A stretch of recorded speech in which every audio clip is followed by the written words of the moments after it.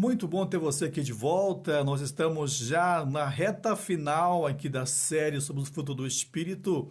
Este aqui é o último, é o nono vídeo, né? Eu vou fazer um resumo de todos no final, mas esse aqui é o nono vídeo que fala sobre o último fruto do Espírito de Gálatas 5:22 até o 26, que é o domínio próprio. Domínio próprio é a capacidade de controlar a si mesmo, de ter moderação e restrição e dizer não aos desejos mais básicos, né? Então, domínio próprio é autocontrole, é autodomínio, é dizer não quando precisar dizer não. E hoje eu vou basear em vários versículos da Bíblia para você, né? Talvez vai ser um vídeo um pouquinho mais longo do que os demais, mas peço a sua paciência para que você possa assistir até o final. Com certeza vai te edificar e também as pessoas com quem você compartilhar.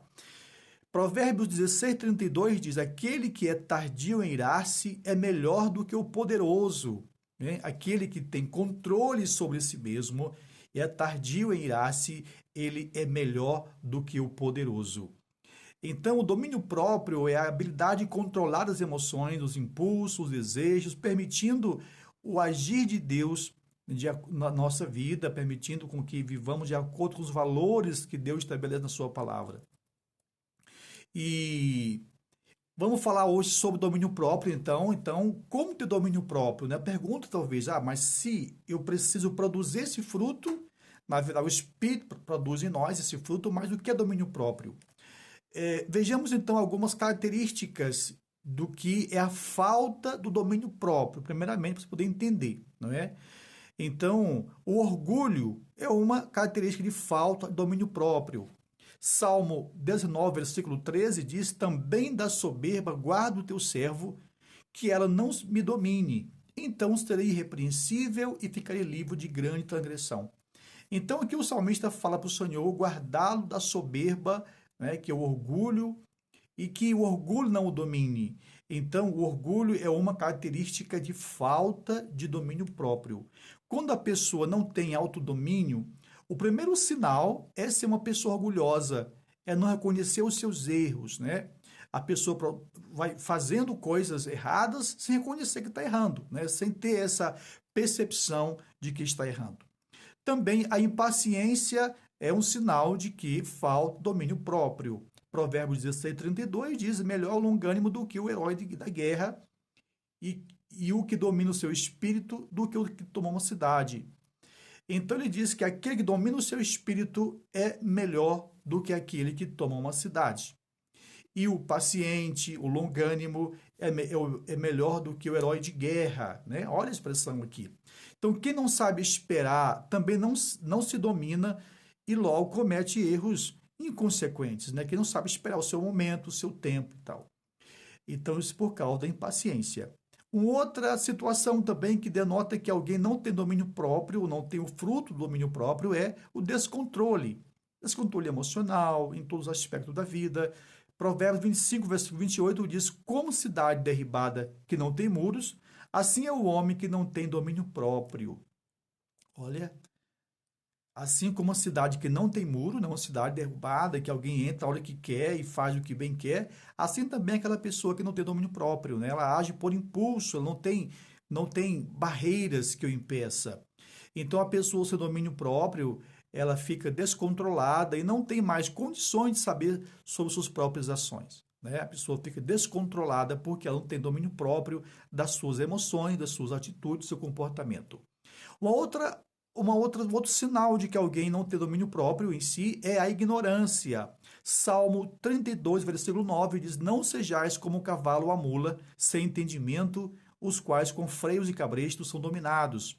De outra sorte, não te obedecem. Então eu digo: não sejam como o cavalo e a mula, sem entendimento, ou seja, ignorante, que é dominado, não é, pela sua ignorância, pelo seu desconhecimento. Então, um dos piores níveis de uma pessoa sem domínio, né, ou sem autodomínio, é quando se torna ignorante, ao ponto de ignorar as pessoas e as consequências de suas ações.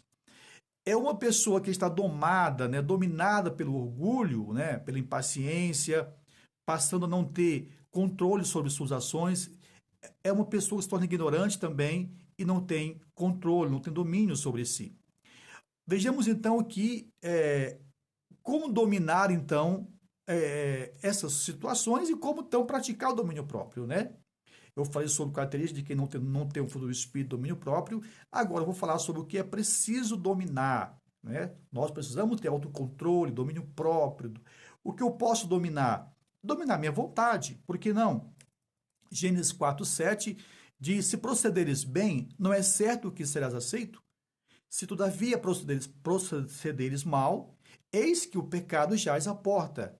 O seu desejo será contra ti, mas a ti cumpre dominá-lo.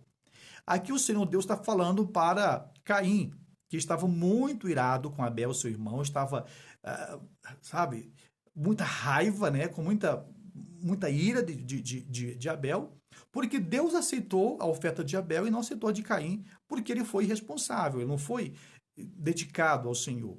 Então Deus disse: olha, se você procederes bem, não é certo que será aceito? Ou seja, se você tivesse feito o que é certo, você acha que eu não aceitaria a tua oferta?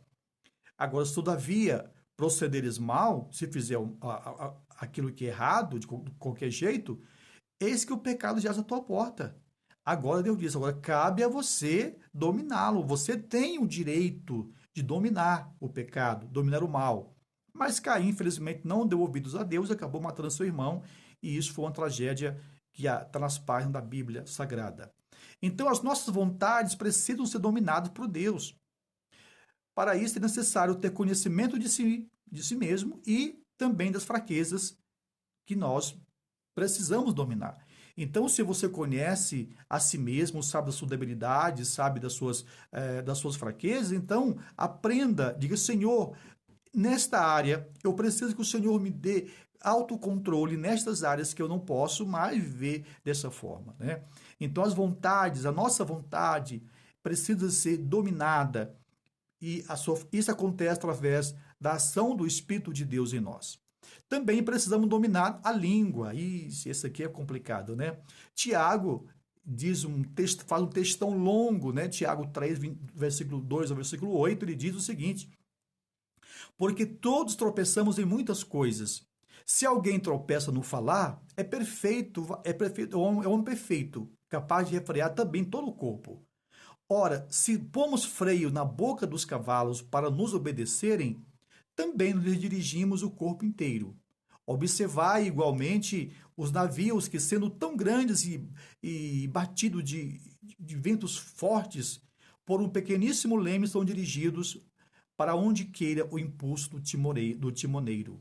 Assim também a língua, diz ele, pequeno órgão, se gaba de grandes coisas. Vede como uma fagulha põe em brasas tão grande selva.